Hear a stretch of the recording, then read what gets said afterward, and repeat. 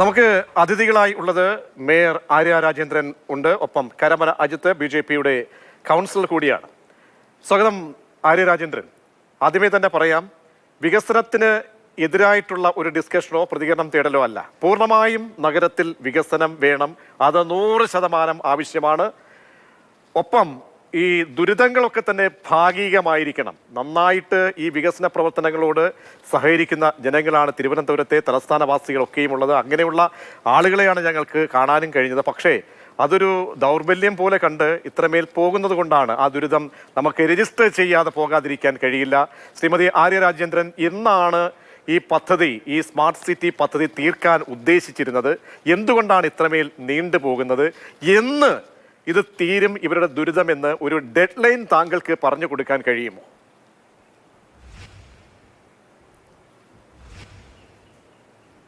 Smart city പദ്ധതിയുമായി ബന്ധപ്പെട്ടുകൊണ്ട് റോഡുകളുടെ നവീകരണം എന്ന വലിയൊരു പ്രോജക്റ്റ്, വലിയൊരു പദ്ധതി നമ്മുടെ നഗരസഭയുടെ നേതൃത്വത്തിൽ, അതുപോലെ തന്നെ KRFBയുടെ നേതൃത്വത്തിൽ നമ്മൾ ഏറ്റെടുക്കുന്ന സാഹചര്യമാണ് ഉണ്ടായത്. വിവിധ റോഡുകൾ, നഗരത്തിന്റെ പ്രധാനപ്പെട്ട റോഡുകൾ തിരഞ്ഞെടുത്ത് ഏറ്റവും മാതൃകാപരമായ പ്രവർത്തികൾ ചെയ്യുന്നതിനു വേണ്ടി 2 തരത്തിൽ സ്മാർട്ട് സിറ്റി KRFBക്ക് ഫണ്ട് അഡ്വാൻസ് ചെയ്തുകൊണ്ടുള്ള പ്രവർത്തനങ്ങൾ ഏറ്റെടുക്കാൻ വേണ്ടി തീരുമാനിച്ചു. അതുപോലെ തന്നെ നഗരസഭയുടെ റോഡുകൾ പ്രവർത്തികൾ ഏർപ്പെടുന്നതിനു വേണ്ടി തീരുമാനിച്ചു. അപ്പോൾ ആദ്യഘട്ടത്തിൽ KRFBയുടെ റോഡുകൾ നമ്മൾ ടെൻഡർ വിളിച്ചപ്പോൾ ഒരൊറ്റ കമ്പനിയാണ് ആ ടെൻഡറിൽ പങ്കെടുത്ത് മുഴുവൻ റോഡുകളും അതിൽ അവർ L1 ആയി വരുന്ന സാഹചര്യമുണ്ടായി. മുംബൈ ബേസ് ചെയ്തിട്ടുള്ള ഒരു NA കൺസ്ട്രക്ഷൻ എന്ന് പറയുന്ന ഒരു കമ്പനി അതെടുക്കുകയും, എന്നാൽ നിരവധി തവണ അവരുമായി നമ്മൾ ചർച്ച നടത്തി വേണ്ട ക്രമീകരണങ്ങൾ ഒരുക്കിയിട്ടും വർക്ക് എടുത്തതിന് ശേഷം കൃത്യമായ സമയബന്ധിതമായി അവർ ചെയ്യാൻ തയ്യാറായിരുന്നില്ല എന്നുള്ളത് വലിയ വസ്തുതാപരമായ കാര്യം തന്നെയാണ്. അതിൽ സ്വാഭാവികമായി നമുക്കറിയാം, ഒരു സംസ്ഥാന സർക്കാർ അല്ലെങ്കിൽ ഒരു പ്രോജക്റ്റ് ഏറ്റെടുക്കുമ്പോൾ, തദ്ദേശ സ്വയംഭരണ സ്ഥാപനങ്ങൾ ഒരു പ്രോജക്റ്റ് എടുക്കുമ്പോൾ, അതും ഇത്ര ഒരു വലിയ പ്രോജക്റ്റ് ആയതുകൊണ്ട് തന്നെ അതിൻ്റെ ടെൻഡർ നടപടികൾ പൂർത്തീകരിച്ച് മറ്റ് പ്രൊസീജിയറിലേക്ക് പോകുമ്പോൾ അതിൽ നിന്ന് അവർ ഒഴിവാക്കുന്നതിൽ ഒരുപാട് ടൈം അല്ലെങ്കിൽ ഒരുപാട് നിയമപരമായ നടപടിക്രമങ്ങൾ നമുക്ക് പാലിക്കേണ്ടതായി വന്നിട്ടുണ്ട്. അതൊരു സത്യാവസ്ഥയായ കാര്യം തന്നെയാണ്. കാരണം ആദ്യം അവരുമായി നമ്മൾ ചർച്ച നടത്തി. ബഹുമാനപ്പെട്ട തദ്ദേശ സ്വയംഭരണ വകുപ്പ് മന്ത്രി അതിലിടപെട്ടിരുന്നു. ബഹുമാനപ്പെട്ട തിരുവനന്തപുരം ജില്ലയിലെ മന്ത്രിമാർ ഇടപെട്ടു. അതിലുപരി PWD KRFBയുടെ ചുമതല എന്നുള്ള നിലയിൽ അതിന്റെ വകുപ്പ് മന്ത്രി കൂടി, നമ്മുടെ മന്ത്രി കൂടി, റിയാസ് മിനിസ്റ്റർ എന്തുകൊണ്ടാണ് ഇത് മുടങ്ങിപ്പോയതൊക്കെ വ്യക്തമാണ്. പക്ഷേ ഇതിന്റെയൊക്കെ ദുരിതം ജനങ്ങൾ പേറേണ്ടതുണ്ടോ? കാരണം നോക്കൂ, എത്രയോ റോഡുകളുടെ ശൃംഖല, പാരൽ റോഡുകളൊക്കെ ഉള്ള ഒരു നഗരമാണ് തിരുവനന്തപുരം എന്ന് പറയുന്നത്. ഈ സ്റ്റാച്യുവിലെ റോഡ് കേവലം എന്ന് നോക്കി കഴിഞ്ഞാൽ മതി. മേയർ അതുവഴി പോയിട്ടുണ്ടോ എന്ന് എനിക്കറിയില്ല, എനിക്ക് തോന്നുന്നില്ല. ഉണ്ടെങ്കിൽ മേയർ തീർച്ചയായും അവിടേക്ക് എത്തി ജനങ്ങളോട് സംസാരിക്കേണ്ട ഒരു അവസ്ഥയിലാണ് അവിടെയുള്ളത്. കാരണം അത്രമേൽ ദുരിതം പേറുന്നു. നമുക്കൊരു റോഡ് പണി നടക്കുമ്പോൾ തീർച്ചയായും ഒരു പ്രായോഗികമായി ബുദ്ധിയുള്ള ആളുകൾ, കരാറുകാർ ചെയ്യേണ്ടത് എന്താണ്? ഒരു സൈഡിൽ ജനങ്ങൾക്ക് ദുരിതമില്ലാതെ വാഹനങ്ങൾ പോകാനുള്ള ഒരു പാത ഒരുക്കണം, മറുവശത്ത് റോഡ് പണി നടക്കണം. ഇത് ഇങ്ങനെയൊന്നുമില്ലാതെ ഒരു തുക്ലക്ക് നയം നടപ്പാക്കുന്നത് പോലെ ആ രീതിയിലേക്ക് ഒരു തരത്തിലും ജനങ്ങളെ ചിന്തിക്കാതെ അതെങ്ങനെയുണ്ടായി മേയർ ഇതൊക്കെ കാണുന്നുണ്ടോ മേയർ?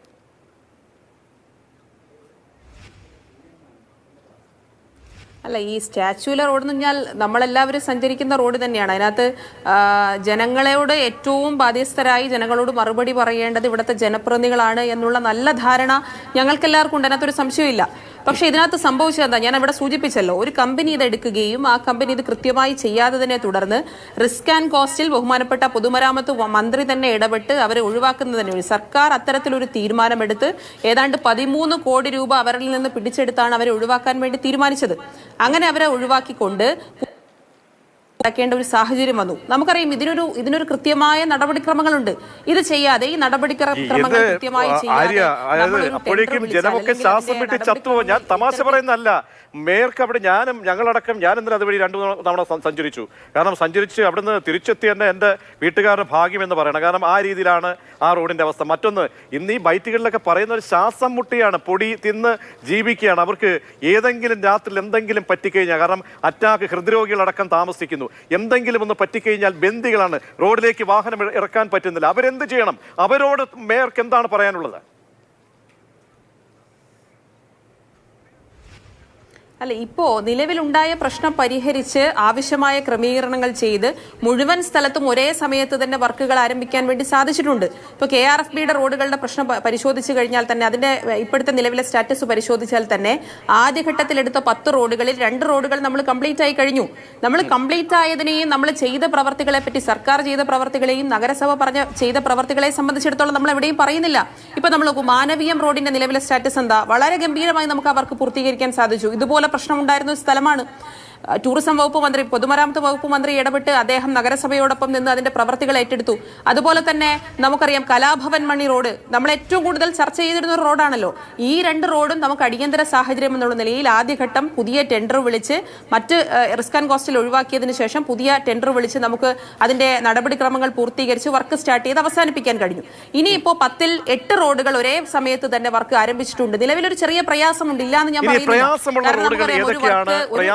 റോഡുകൾ ഏതൊക്കെയാണെന്ന് മേയർക്കൊന്ന് പറഞ്ഞു തരാൻ കഴിയുമോ? പ്രയാസമുള്ള റോഡുകൾ, അതായത് പ്രയാസമുള്ള റോഡുകൾ ഏതൊക്കെയാണെന്ന് മേയറുടെ കയ്യിൽ ലിസ്റ്റ് ഉണ്ടോ?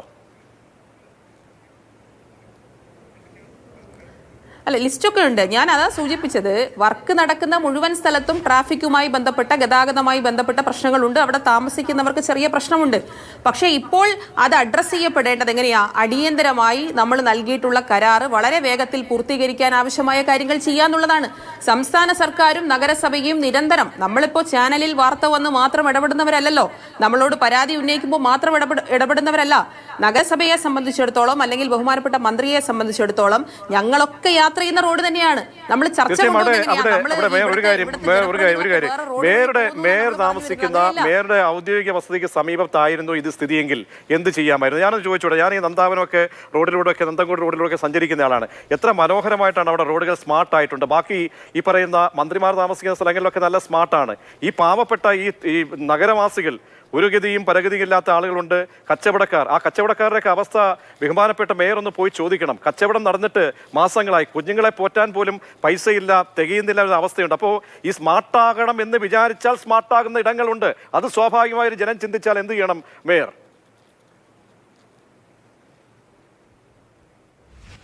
അല്ല, ഇതിനകത്ത് ഇപ്പൊ ചർച്ച കൊണ്ടുപോകാൻ ശ്രമിക്കുന്നത് ഈ തരത്തിലാണെന്ന് ഇപ്പൊ ഈ ചോദ്യത്തോടു കൂടി തന്നെ എനിക്ക് മനസ്സിലായി. യാഥാർത്ഥ്യമാണ് ഞാൻ പറഞ്ഞത്, യാഥാർത്ഥ്യമാണ്. ഒരു വ്യവസായി അടുത്തിടെ ഒരു 5 നക്ഷത്ര ഹോട്ടൽ തിരുവനന്തപുരത്ത് സ്ഥാപിച്ചപ്പോൾ അവിടുത്തെ റോഡ് എത്ര പെട്ടെന്നാണ് ഉണർന്ന് സ്മാർട്ടായത് എന്ന് നമ്മുടെ മുന്നിലൊക്കെ ഉണ്ട്. പറഞ്ഞു വരാനുണ്ടെങ്കിൽ ഒരുപാടുണ്ട്. ഞാൻ അങ്ങേ മേയറിലേക്ക്, ബഹുമാനപ്പെട്ട മേയറിലേക്ക് ഞാൻ ഒന്ന് മടങ്ങിയെത്താം. ശ്രീ കരമന അജിത്ത്, കൗൺസിലാണല്ലോ താങ്കൾ. ഈ പറയുന്നത് ഞങ്ങൾ ചൂണ്ടിക്കാണിക്കുന്നത്, നമ്മൾക്ക് ഇപ്പോഴും ഞാൻ ഇടയ്ക്കിടയ്ക്ക് ആവർത്തിക്കുന്നത്, വികസനം വേണം, 100% വികസനം വേണം. പക്ഷേ ആ യാതനകൾ ഭാഗികമായിരിക്കണം. ഒരു നല്ല രീതിയിൽ കാര്യപ്രാപ്തിയും സാങ്കേതിക വിദ്യയും ഒക്കെ നിലനിൽക്കുന്ന ഒരു സംസ്ഥാനമാണ് കേരളം. അപ്പോൾ എല്ലാ സംവിധാനങ്ങളും ടെക്നോളജികളും നമുക്ക് ഉപയോഗിക്കാൻ കഴിവുള്ള, പ്രാപ്തിയുള്ള സംവിധാനത്തിൽ ഈ പറയുന്ന ഞങ്ങൾ ഇന്ന് കാണിക്കുന്ന ബൈറ്റൊക്കെ വെറും പൊള്ളയാണോ? ഈ നാട്ടുകാർ പറയുന്നത് കള്ളമാണോ ശ്രീ അജിത്ത്? നാട്ടുകാർ അനുഭവിക്കുന്ന ദുരിതങ്ങൾ നിങ്ങളിപ്പോൾ ലൈവായിട്ട് ചാനലിൽ കാണിച്ചതാണ്. ഇത് ശരിക്കും കണ്ടില്ലെന്ന് നടിക്കുകയാണ് നമ്മുടെ മേയർ. ഈ സംസാരത്തിൽ നിന്ന് എനിക്ക് മനസ്സിലാകുന്നത്, ഈ സ്മാർട്ട് സിറ്റി പ്രോജക്റ്റ് വന്നിട്ട് കഴിഞ്ഞ 6 വർഷമായി. നമ്മുടെ VK പ്രശാന്ത് മേയറായിരിക്കുന്ന സമയത്ത് 2017 സ്മാർട്ട് സിറ്റിയുടെ ആരംഭം. ഇപ്പോൾ 2022 ആകുമ്പോൾ സ്മാർട്ട് സിറ്റിയുടെ പ്രവർത്തനങ്ങൾ പൂർണ്ണമായും നമ്മൾ പ്രവൃത്തി കഴിഞ്ഞ് തീരേണ്ട സമയമായി. ഇപ്പോൾ 1 വർഷം കൂടി നീട്ടിക്കൊടുത്തിട്ടുണ്ട് എന്നാണ് ഞാൻ മനസ്സിലാക്കുന്നത്. പ്രിയ നമ്മുടെ മേയർ ഒരു കാര്യം മനസ്സിലാക്കണം. ഈ കഴിഞ്ഞ VK പ്രശാന്തിൻ്റെ കലാംശത്തെക്കുറിച്ച് ഞാൻ പറയുന്നില്ല. കഴിഞ്ഞ 3 വർഷം നമ്മുടെ ആര്യ രാജേന്ദ്രൻ ഈ സ്മാർട്ട് സിറ്റിയുമായി ബന്ധപ്പെട്ട് നിരവധി മീറ്റിങ്ങുകൾ വിളിച്ചിട്ടുണ്ട്. അത് സത്യമായ കാര്യമാണ്. പക്ഷേ വിളിച്ച നിരവധി മീറ്റിങ്ങുകളിലും യാതൊരു പരിഹാരവും കാണാതെ പിരിഞ്ഞുപോയി എന്നുള്ളതാണ് സത്യം. രണ്ടാമത്തെ വശം. മൂന്നാമത്തെ വശം, ഇപ്പോൾ എല്ലാം കൂടെ ഒന്നിച്ചങ്ങ് പണി പൂർത്തിയാക്കാമെന്ന വ്യാമോഹത്തിൽ ഈ പണികൾ ആരംഭിച്ചിരിക്കുന്നു. ഇപ്പോൾ നിങ്ങൾക്കറിയാം. ശ്രീ അജിത്ത്, ഒരു കാര്യം നമുക്കിങ്ങനെ ഇട്ടിഴച്ചിട്ട് കാര്യമല്ല. ഈ പാവപ്പെട്ട ആളുകൾക്ക് ചെയ്യാൻ കഴിയുന്നത് എന്താണ്? കാരണം ഒരു റോഡ് സാധാരണഗതിയിൽ ചിന്തിച്ചു പോകുന്നതാണ്. അപ്പാടെ കുഴിച്ച് വയറിൽ മറ്റേ കാളെ ഇറക്കി പൂട്ടുന്നത് പോലെ അടിച്ചങ്ങ് ഇട്ടേക്കുകയാണ്. സാധാരണ എന്താണ് ചെയ്യേണ്ടത്? ഒരു ഭാഗത്ത് ക്ലിയർ ആക്കി അവിടെ ആർക്കും ബുദ്ധിമുട്ടില്ലാതെ പോകണം. ഒരു ഓൾട്ടർനേറ്റീവ് സംവിധാനമാണല്ലോ നമ്മൾ ഒരുക്കുന്നത്. ആ സംവിധാനം ഒരുക്കിയിട്ടില്ല. അപ്പോൾ ഇനി എന്ത് ചെയ്യാൻ കഴിയും? കാരണം എന്തായാലും കുറച്ച് മാസം കൂടെ നീങ്ങും. നമുക്കൊരു പ്രായോഗിക നിർദ്ദേശം വെച്ച് എല്ലാവരെയും കേട്ട് എന്താണ് ഉടനടി, അത് യുദ്ധകാല അടിസ്ഥാനത്തിൽ വേണം. അതെന്ത് ചെയ്യാൻ കഴിയും? 5 വർഷമാണ് സ്മാർട്ട് സിറ്റിയുടെ കാലാവധി. അത് 5 വർഷം ഒരു പാറ നയം സ്വീകരിച്ചുകൊണ്ട് എടുത്ത ഭരണാധികാരികൾ ഈ കഴിഞ്ഞ 1 വർഷം കൊണ്ട്, അതാ വരാൻ പോകുന്ന 1 വർഷം കൊണ്ട് ഈ 10ഓളം റോഡുകൾ തീർക്കുവാൻ പോകുന്നു എന്നാണ് അവർ അവകാശപ്പെടുന്നത്. നഗരത്തിലെ വിവിധങ്ങളായ എല്ലാ പ്രധാനപ്പെട്ട റോഡുകളും അടച്ചിട്ടിരിക്കുകയാണ്. ആ അടച്ചിട്ടിരിക്കുന്നതിനുള്ള കാരണമുണ്ട്. അതായത് നമ്മുടെ വിവിധ ഡിപ്പാർട്ട്മെൻറ്റുകളുണ്ട്. അത് ഡ്രെയിനേജ് ഡിപ്പാർട്ട്മെൻറ്റ്, വാട്ടർ അതോറിറ്റിയുടേത്, അതുപോലെ തന്നെ ഇലക്ട്രിസിറ്റിയുടെ. ഇവിടെ JCB വന്ന് ഏതെങ്കിലും റോഡിലൊന്നും കൈ വയ്ക്കുന്ന സമയത്ത് തന്നെ ഈ ഡ്രെയിനേജ് പൊട്ടും, അതല്ലെങ്കിൽ കുടിവെള്ളം പൊട്ടിയൊഴുകും, അതല്ലെങ്കിൽ ഇലക്ട്രിസിറ്റിയുടെ ഹൈ ലൈൻ വലിക്കുന്ന ഏരിയകൾ അടിയിൽ കൂടെ പോകുന്നുണ്ട്, അത് പൊട്ടി വീഴും, അത് പൊട്ടും, കറണ്ടുകൾ നിശ്ചലമാകും, കുടിവെള്ളം പൊട്ടും, ഡ്രെയിനേജ് സംവിധാനം നിശ്ചലമാകുന്നുണ്ട്. തീർച്ചയായിട്ടും ഇത്തരം ഡിപ്പാർട്ട്മെൻറ്റുകളുടെ ഒരു ഏകോപനം ഇല്ല എന്നുള്ളൊരു സത്യം നമ്മുടെ മുന്നിലുണ്ട്. തീർച്ചയായിട്ടും ഇത്തരം ഡിപ്പാർട്ട്മെന്റ്, അതായത് നമ്മുടെ ഏതൊക്കെ ഭാഗത്തൂടെയാണ് മേയർ പറയട്ടെ. മേയർ, അങ്ങനെ ഒരു ഏകോപന കുറവ് ഉണ്ടോ? കാരണം അനുഭവിച്ച് നമുക്ക് നേരിട്ടറിഞ്ഞാൽ മാത്രമേ അത് സാധ്യമാവുകയുള്ളൂ. അതുകൊണ്ട് ഒരു ഏകോപനത്തിന്റെ കുറവുണ്ട്. കാരണം പല കരാറുകാരാണ് പല റോഡുകളിലും ഇപ്പോൾ കൈകാര്യം ചെയ്യുന്നത്. അപ്പോൾ ഇവിടെയൊക്കെ ഇങ്ങനെ സംഭവിക്കുന്നുണ്ടെങ്കിൽ നമ്മുടെ ഏകോപന കുറവിൽ വീഴ്ച പറ്റിയിട്ടുണ്ടോ പ്രതിപക്ഷം ആരോപിക്കുന്നത് പോലെ? അല്ല, അങ്ങനെ ഒരു ഏകോപന കുറവിന്റെ പ്രശ്നമൊന്നുമില്ല. ഞാൻ മനസ്സിലാക്കുന്നത് വെച്ചാൽ അദ്ദേഹത്തിന് ഈ സ്മാർട്ട് സിറ്റി പ്രോജക്റ്റുമായി ബന്ധപ്പെട്ട വിശദമായ ഡീറ്റെയിൽസ് അദ്ദേഹത്തിൻ്റെ ഇല്ലാന്നാണ് തോന്നുന്നത്. കാരണം ഞാൻ വിളിച്ച യോഗത്തിൽ എന്തൊക്കെ തീരുമാനം എടുത്തിട്ടുണ്ട് എന്നുള്ള കൃത്യമായ മിനിറ്റ്സ് എൻ്റെ കയ്യിലുണ്ട്. ഈ പറഞ്ഞ 20ഓളം മീറ്റിംഗ് എന്ന് അദ്ദേഹം പറയുന്നു. 20ൽ കൂടുതൽ മീറ്റിങ്ങുകൾ ഓൺലൈനായി ചേർന്നിട്ടുണ്ട്, ഓഫ്ലൈനായി ചേർന്നിട്ടുണ്ട്, ബഹുമാനപ്പെട്ട മന്ത്രിമാരുടെ സാന്നിധ്യത്തിൽ ചേർന്നിട്ടുണ്ട്. ഷെഡ്യൂൾ വെച്ച് തന്നെ വർക്കുകൾ അനലൈസ് ചെയ്ത് ഓരോ ആഴ്ചയിലും റിവ്യൂ മീറ്റിംഗ് എടുത്തുകൊണ്ട് പോകുന്ന ഒരു സാഹചര്യമാണുള്ളത്. അതിനകത്ത് എല്ലാ മീറ്റിങ്ങിനകത്തും തീരുമാനമുണ്ട്. ആ തീരുമാനത്തിൽ വീഴ്ച വന്നവർക്കെതിരെ നടപടി നമ്മൾ നേരത്തെ എടുത്തിട്ടുണ്ടല്ലോ. അത് ഞാൻ ആദ്യമേ സൂചിപ്പിച്ചു. തീരുമാനത്തിൽ വീഴ്ച വരുത്തിയത് കൊണ്ടാണ് 13 കോടി രൂപ സർക്കാരിലേക്ക് അടച്ചുകൊണ്ട് റിസ്ക് ആൻഡ് കോസ്റ്റിൽ ഒരു കോൺട്രാക്റ്റിനെ, ഒരു വലിയ അറിയപ്പെടുന്ന ഒരു കോൺട്രാക്ടറിനെയാണ് നമ്മൾ അതിൽ നിന്ന് ഒഴിവാക്കിയിരിക്കുന്നത്. പല സംസ്ഥാനത്തും വലിയ വർക്കുകൾ എടുക്കുന്ന ആളുകൾ ഇവിടെ വന്ന് നമ്മൾ ഉദ്ദേശിക്കുന്ന തരത്തിൽ സമയബന്ധിതമായി വർക്ക് ചെയ്യാത്തതിനെ തുടർന്ന് ബഹുമാനപ്പെട്ട പൊതുമരാമത്ത് മന്ത്രിയുടെ അധ്യക്ഷതയിൽ കമ്മിറ്റി ചേർന്ന് അവർ തീരുമാനിക്കുന്നു. അതിനുശേഷം സ്മാർട്ട് സിറ്റിയുടെ ബോർഡിൽ തീരുമാനിച്ചുകൊണ്ട് അത് ഒഴിവാക്കുന്നു. എല്ലാ വകുപ്പുകളും സ്മാർട്ട് സിറ്റി ബോർഡിനകത്ത് റിപ്പോർട്ട് ചെയ്യേണ്ടതാണ്. സ്മാർട്ട് സിറ്റി ബോർഡ് കൂടുമ്പോൾ എന്ന് വെച്ചാൽ ചീഫ് സെക്രട്ടറിയുടെ അധ്യക്ഷതയിൽ യോഗം ചേരും, മേയർ അടക്കമുള്ള ആളുകൾ അതിനകത്ത് ഉണ്ടാകും, ഉദ്യോഗസ്ഥരുണ്ടാകും, എല്ലാവരുടെയും ഒപ്പീനിയൻ എടുക്കും. അതൊക്കെ നിങ്ങളുടെ ഈ സാങ്കേതികമായിട്ടുള്ള പ്രശ്നങ്ങളാണ്. ഞാൻ ചോദിക്കുന്നത് ഒറ്റ കാര്യമേ ഉള്ളൂ. ഈ സ്റ്റാച്യുവിലെ ആളുകള്, ഈ വഴുതക്കാട്ടെ ആളുകളൊക്കെ എത്ര നാളിനി കാത്തിരിക്കണം? കാരണം അവരോട് മേയർക്ക് പറയാനുള്ള ഉത്തരവാദിത്വമുണ്ട്. കാരണം മേയർ പെട്ടെന്ന് പ്രത്യേക, കാരണം പല വകുപ്പുകളുണ്ട്, സ്മാർട്ട് സിറ്റി, ഈ കമ്പനി ലിമിറ്റഡ് ഉണ്ട്, അങ്ങനെ നൂലാമാലകൾ അനവധി ഉണ്ടാകും. പക്ഷേ ഈ നിങ്ങളെയൊക്കെ ജനപ്രതിനിധികളെയാണ് പ്രത്യക്ഷ ഘട്ടത്തിൽ അവർക്ക് ആക്സസിബിൾ ആയിട്ടുള്ളത്. ഇപ്പോൾ മേയറെ പെട്ടെന്ന് കാണാം, വകുപ്പ് മന്ത്രിയോ അല്ലെങ്കിൽ തദ്ദേശ മന്ത്രിയോ അവർക്ക് കാണണമെന്നില്ല. മേയറുടെ അടുത്തേക്ക് പെട്ടെന്ന് എത്താൻ കഴിയുമെന്നാണ് ഞാൻ വിശ്വസിക്കുന്നത്. അപ്പോൾ അവരോട് എന്താണ് പറയാൻ? അവർ എത്ര നാൾ അവർക്ക് കാത്തിരിക്കേണ്ടി വരും? അല്ല, സ്റ്റാച്യൂവിലെ നമ്മുടെ ഈ വ്യവസായികൾ എല്ലാവരും കഴിഞ്ഞ ദിവസം എന്നെ കാണാൻ വന്നിരുന്നു. അടുത്ത ദിവസം തന്നെ അവിടെ ചെല്ലാമെന്ന് ഞാൻ പറഞ്ഞിരുന്നു. അവരുടെ പ്രശ്നങ്ങൾ, ജനങ്ങളുടെ പ്രശ്നങ്ങൾ പരിഹരിക്കാൻ വേണ്ടി തന്നെയാണ് ഈ കാര്യങ്ങൾ ഏറ്റെടുക്കുന്നത്. അതിൽ ഒരു സംശയവും വേണ്ട. ബഹുമാനപ്പെട്ട പൊതുമരാമത്ത് മന്ത്രി കഴിഞ്ഞ ദിവസം ഒരു സ്ഥലം സന്ദർശിച്ച് അവിടെ ആവശ്യമായ ക്രമീകരണങ്ങൾ അദ്ദേഹം തന്നെ പറഞ്ഞു. ഇന്ന് അദ്ദേഹം എന്നോട് പറഞ്ഞത്, ഇന്നിപ്പോൾ ചില ചർച്ചകൾ നമ്മൾ ഈ വിഷയവുമായി ബന്ധപ്പെട്ട് നടത്തുമ്പോൾ ഓൺലൈൻ മീറ്റിംഗ് സംഘടിപ്പിച്ചുകൊണ്ട്, അദ്ദേഹം ഇവിടെ ഇല്ല, അദ്ദേഹം അടുത്ത ദിവസങ്ങളിൽ നഗരസഭയുമായി ചേർന്നുകൊണ്ട് സംയുക്ത പരിശോധനയ്ക്ക് നേരത്തെ തന്നെ തീരുമാനിച്ചിരിക്കുകയാണ്. അപ്പോൾ ഇത്തരം പ്രശ്നങ്ങൾ നമ്മളിപ്പോൾ ശരിയാണ്. പക്ഷേ മേയർ ഇത്രയും മാസമായി ദുരിതം പേറുമ്പോൾ മേയർ അവിടേക്കൊക്കെ പോയിരുന്നോ? മേയർ അവിടേക്കൊക്കെ ആരെങ്കിലും ഒക്കെ പോയി കണ്ടിരുന്നോ? കാരണം ദുരിതം എന്നുള്ളത് മാസങ്ങളായിട്ട് തുടങ്ങിയതാണ്, കഴിഞ്ഞ ജൂണിൽ തീർക്കേണ്ടതാണ്. അപ്പോൾ അതിന് ശേഷം ഇനി പോകുന്നു എന്ന് പറയുമ്പോൾ ഒരു ആശ്ചര്യം തോന്നുകയാണ്. അവിടേക്കൊക്കെ ആളുകളേക്ക് പോകുന്നത് കണ്ടിരുന്നോ? പലകുറി ക്യാമ്പയിനായിട്ടൊക്കെ മാതൃഭൂമി കൊടുത്തിരുന്നു ഈ റിപ്പോർട്ടുകൾ. അതൊക്കെ ശ്രദ്ധയിൽപ്പെട്ട് കാണും. അപ്പോൾ നഗരത്തിന്റെ താക്കോൽ സ്ഥാനത്തിരിക്കുന്ന വ്യക്തി എന്ന നിലയിൽ പോയി കണ്ടിരുന്നോ അവരെയൊക്കെ? തീർച്ചയായിട്ടും ജനങ്ങളെ പ്രശ്നങ്ങളുള്ള സ്ഥലങ്ങളിൽ അടിയന്തരമായി ഇടപെടുന്നതിന് വേണ്ടി എല്ലാ കാര്യങ്ങളും ഞങ്ങൾ ചെയ്തിട്ടില്ല എന്നല്ല, എല്ലാ ഇടങ്ങളിലും ആവശ്യമായ ക്രമീകരണങ്ങൾ ചെയ്തിട്ടുണ്ട്. ഇപ്പോൾ PWD തന്നെ, ഇത് KRFBയുടെ ചുമതലയുള്ള റോഡാണെങ്കിൽ പോലും PWD ഒരു എക്സിക്യൂട്ടീവ് എഞ്ചിനീയറെ ഈ വർക്കുകൾ മോണിറ്റർ ചെയ്യുന്നതിന് വേണ്ടി സ്പെഷ്യലി ഡെപ്യൂട്ട് ചെയ്തിരിക്കുകയാണ്. മന്ത്രിയുടെ യോഗത്തിൽ വന്ന തീരുമാനമാണ്. അപ്പോൾ ഇതൊക്കെ ചെയ്യുന്നതിന് വേണ്ടി, ഇതൊക്കെ ജനങ്ങൾക്ക് വേണ്ടി ചെയ്യുന്നതാണ്. വികസനം എന്ന് പറയുന്നത് തന്നെ, ഒരു നാടിന്റെ വികസനം എന്ന് പറയുന്നത് പൂർണ്ണമായും ജനങ്ങൾക്ക് വേണ്ടിയുള്ളതാണ്. അതിനകത്ത് ഞാൻ സൂചിപ്പിച്ചല്ലോ, നമ്മുടെ സംസ്ഥാനത്ത് പല പ്രവർത്തികൾ വളരെ മാതൃകാപരമായി ചെയ്യുമ്പോൾ ഒന്നോ രണ്ടോ വിഷയങ്ങൾ ഇപ്പൊ തലസ്ഥാന നഗരത്തെ സംബന്ധിച്ചിടത്തോളം വിവിധ കാര്യങ്ങൾ നമ്മൾ മുന്നിലാണ്. അല്ല, ഒന്നോ രണ്ടോ വിഷയങ്ങളല്ല, നമ്മളെ ചിലതിനേക്ക് നമ്മളിപ്പോൾ ഒരു സ്റ്റാമ്പേഡ് അല്ലെ, ഒരു തിരക്കുള്ള ഒരു സ്ഥലത്ത് സ്റ്റാമ്പേഡ് നമ്മൾ പ്രതീക്ഷിക്കണം എന്ന് പറഞ്ഞതുപോലെ നമ്മൾ ഈ പറയുന്ന രാത്രിയിലൊക്കെ ഈ പറയുന്ന ഒരുപാട് വീടുകൾ ബന്ദികളാണ്, കാർ എടുക്കാൻ പറ്റില്ല, അവർക്ക് എന്തെങ്കിലും പറ്റിയാൽ എന്ത് ചെയ്യുന്ന ഒരു അവസ്ഥ, ഒരു ചോദ്യം അവർ ഉന്നയിക്കുന്നുണ്ട്. അതൊക്കെ ചിന്തിക്കേണ്ടതല്ലേ? നമുക്ക് ചിന്തിക്കാതെ പോകാതിരിക്കാൻ കഴിയില്ലല്ലോ മേയർ. അല്ല, പല സ്ഥലങ്ങളിലും അത്തരത്തിൽ ഇഷ്യൂ വന്ന ഇപ്പൊ ഫോർട്ട് വാർഡിൽ ഒരു സ്ഥലത്ത് ഇതുപോലെ പ്രശ്നം വന്ന സമയത്ത് നേരിട്ട് അവിടെ ചെന്നുകൊണ്ട് തന്നെ അടിയന്തരമായി അവർക്ക് വീട്ടിൽ നിന്ന് പുറത്തിറങ്ങുന്നതിന് വേണ്ടിയുള്ള കാര്യങ്ങൾ ചെയ്തു കൊടുക്കാൻ വേണ്ടി ഞാൻ ഇടപെട്ടിട്ടുണ്ട്. അത്തരത്തിൽ നമ്മുടെ ശ്രദ്ധയിൽപ്പെടുന്നതിലെല്ലാം നമ്മൾ ഇടപെടുന്നുണ്ട്, ഇല്ലാന്നല്ല. പക്ഷേ ഏതെങ്കിലും പ്രദേശത്ത് ഇതുപോലെ ജനങ്ങൾക്ക് ഇനിയും ബുദ്ധിമുട്ടുണ്ട് എങ്കിൽ അത് പരിഹരിക്കാൻ തീർച്ചയായും നഗരസഭയും പൊതുമരാമത്ത് വകുപ്പും മന്ത്രിയും ഒക്കെ നിങ്ങളുടെ ജനങ്ങളുടെ കൂടെ തന്നെയാണ്, അതിനകത്ത് ഒരു സംശയവും വേണ്ട. പക്ഷേ ഇതിനെ സംഭവിക്കുന്നത് എന്താ? ഇതിനെ പൂർത്തീകരിച്ച കാര്യങ്ങൾ, ഇതിൽ നഗരസഭ ചെയ്തിട്ടുള്ള കാര്യങ്ങൾ, സംസ്ഥാന ഗവൺമെന്റ് എന്നുള്ള നിലയിൽ ചെയ്ത കാര്യങ്ങൾ, അതിനെ മറച്ചുവെക്കാൻ ചില ആളുകൾ ശ്രമിക്കുന്നുണ്ട് എന്ന വസ്തുതയുണ്ട്.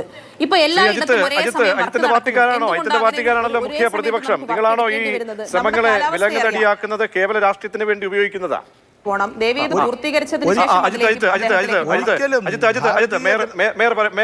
എന്താ പോയിന്റ് ആയിരിക്കാം? മേയർ പറയട്ടെ. ആര്യ തുടർന്നോളൂ. യെസ്, ഒരേ സമയത്ത് നഗരത്തിൽ പല റോഡുകളിലും ഒരേ സമയം വർക്ക് ഉണ്ടാകാൻ കാരണം എന്ത് എന്നുള്ളതൊരു വലിയ ചോദ്യമാണല്ലോ.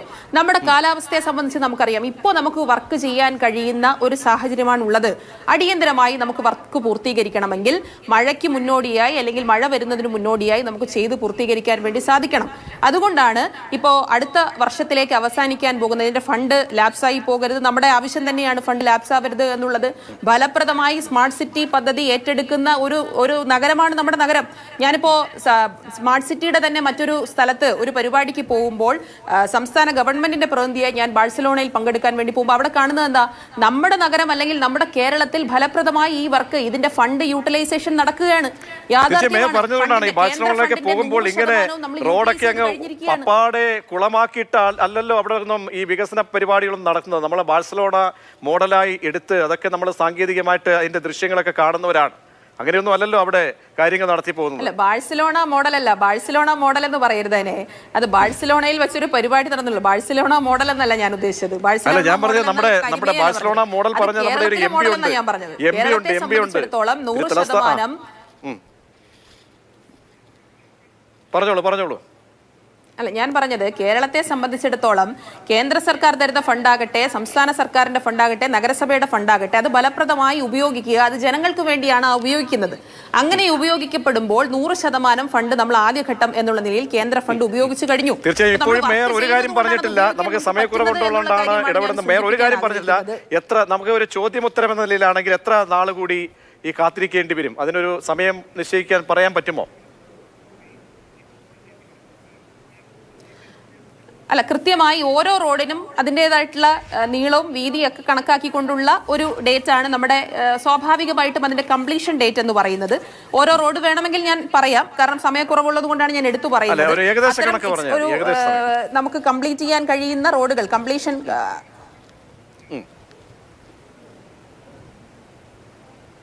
ഒരു ഏകദേശ കണക്ക് പറഞ്ഞാൽ മതി, ഒരു ഏകദേശ സമയം പറഞ്ഞാൽ മതി, കൃത്യമല്ലെങ്കിലും ഒരു ഏകദേശ സമയം. അല്ല, അതെ, നമുക്ക് മാർച്ച് മാസത്തോടു കൂടി കംപ്ലീറ്റ് ചെയ്യാൻ വേണ്ടി സാധിക്കും. ഇപ്പൊ ജനുവരിയാണ്, ഒരു മാസത്തോടു കൂടി ഫെബ്രുവരി മാർച്ച് മാസം, ഇപ്പൊ ലാസ്റ്റ് ഡേറ്റ് വന്നിരിക്കുന്നത് മാർച്ച് 24 എന്നുള്ള ഡേറ്റ് ആണ്. ആ ഡേറ്റോട് കൂടി കംപ്ലീറ്റ് ചെയ്യാൻ ഇപ്പൊ സ്മാർട്ട് സിറ്റിയുടെ വർക്കുകൾ മാർച്ച് 24 കൂടി നമുക്ക് കംപ്ലീറ്റ് ചെയ്യാൻ വേണ്ടി സാധിക്കും.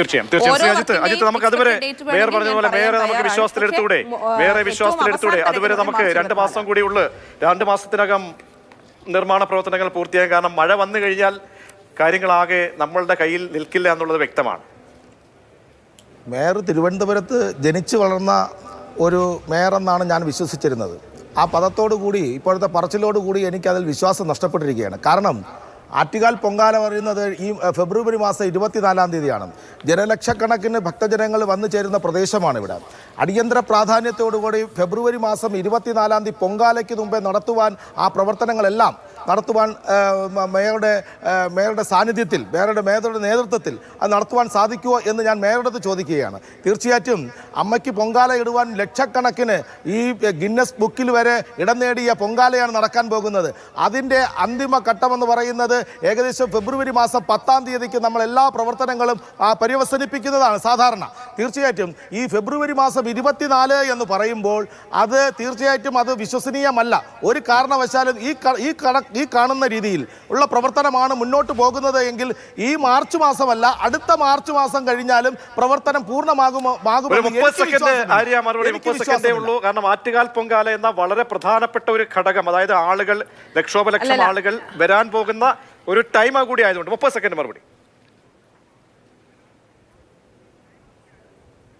അല്ല, ഇതിനകത്ത് അദ്ദേഹം തന്നെ പറഞ്ഞു, ഇപ്പൊ ഞാനൊരു വെറുതെ ഒരു ഫേക്കായി ഒരു ഡേറ്റ് ആണ് പറഞ്ഞെങ്കിൽ അദ്ദേഹം പറഞ്ഞ ഡേറ്റിലേക്ക് എനിക്ക് വരാം. പക്ഷെ ഇതിനകത്ത് അവസാനത്തെ റോഡിനിട്ടിരിക്കുന്ന ഡേറ്റ് ആണ് 24 മാർച്ച് 24 എന്ന് പറയുന്നത്. അതായത് ഫെബ്രുവരി മാസം അവസാനിപ്പിക്കുന്ന റോഡുകളുണ്ട്. വേണമെങ്കിൽ ഞാൻ സൂചിപ്പിക്കാൻ എനിക്ക് പ്രയാസമില്ല. നമ്മുടെ അയ്യങ്കാളി ഇതിന് മുന്നിലുള്ള റോഡ് എന്ന് പറയുന്നത് ഫെബ്രുവരി മാസം അവസാനിക്കുന്നതാണ്. തക്കാട് റോഡെന്ന് പറയുന്നത് ഫെബ്രുവരി മാസം അവസാനിക്കുന്നതാണ്. അങ്ങനെ ഓരോ റോഡിനും നിശ്ചിതമായ ഡേറ്റ് ഇട്ടിട്ടുണ്ട്.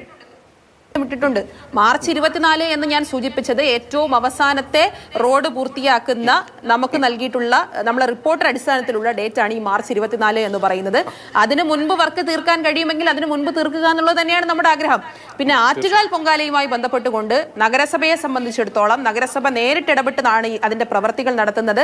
എല്ലാ റോഡുകളും ആവശ്യമായ എല്ലാ ക്രമീകരണങ്ങളും ഭക്തജനങ്ങൾക്ക് വന്നു പോകാൻ ആവശ്യമായ എല്ലാ കാര്യങ്ങളും നഗരസഭ ചെയ്യുന്നുണ്ട്. പക്ഷേ പൊങ്കാലയിലേക്ക് മാത്രമല്ല നമ്മുടെ ശ്രദ്ധ. തീർച്ചയായും വളരെ വ്യക്തമാണ് ആര്യ രാജേന്ദ്രൻ. എന്തായാലും വളരെ നന്ദി, താങ്കൾ നേരിട്ട് തരത്തിൽ തന്നെ കാര്യങ്ങൾ നഗരത്തെ ബോധ്യപ്പെടുത്തിയതിന്. എന്തായാലും അജിത്ത്, ആറ്റുകാൽ പൊങ്കാലയെ കുറിച്ച് ആശങ്ക വേണ്ട എന്നാണ് മേയർ പറയുന്നത്. ഒപ്പം തന്നെ നഗരവാസികളോട് കൃത്യമായി നഗരത്തിന്റെ ഉത്തരവാദിത്തമുള്ള മേയർ തന്നെയാണ് വന്ന് പറയുന്നത്. നിങ്ങൾക്ക് ഒരു 2 മാസം കൂടി, ഒരു മാർച്ചോടുകൂടി ഇവരെ ഒന്ന് ടൈം എടുക്കേണ്ടി വരും. മറ്റ് പ്രതിസന്ധികൾ ഒന്നുമില്ല, ബുദ്ധിമുട്ടേണ്ട ഒരു സാഹചര്യവും ഇല്ല എന്നാണ് മാതൃഭൂമി ന്യൂസിലൂടെ മേയർ തത്സമയം അറിയിച്ചത്.